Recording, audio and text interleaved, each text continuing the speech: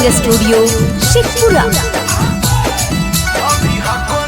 अभी हको नया रंगे द भौजी चोली साया, अभी हको नया रंगे द भौजी चोली साया, अभी हको नया रंगे द भौजी चोली साया, अभी हको नया रंगे द भौजी चोली साया, रंगे दयापन चोली साया, रंगे दयापन चोली साया। घर भैया नया चोली साया, अभी हको नया रंगे द भौजी चोली साया, अभी हको नया रंगे द भौजी चोली साया, अभी हको नया रंगे द भौजी चोली साया।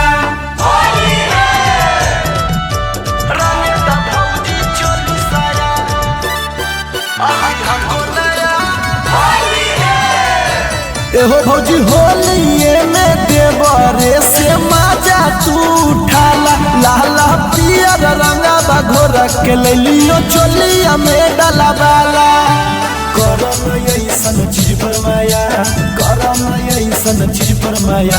अभी हको नया रंगे द भौजी चोली साया, अभी हको नया रंगे द भौजी चोली साया, अभी हको नया रंगे द भौजी चोली साया, अभी हको नया रंगे द भौजी चोली साया।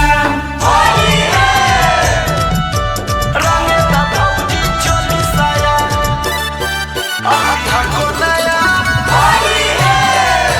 एहो भौजी होलिया में भैया नहीं आई तुन बाहर से, एहो भौजी माना हमर बतिया माजा देवो ज्यादा भतर से। आलिया तोहर घरे आया, बादल तोहर घरे आया, अभी हको नया चोली साया, अभी हको नया रंगे द भौजी चोली साया, अभी हको नया रंगे द भौजी चोली साया, अभी हको नया रंगे द भौजी चोली साया। बीना रिकॉर्डिंग स्टूडियो शेखपुरा।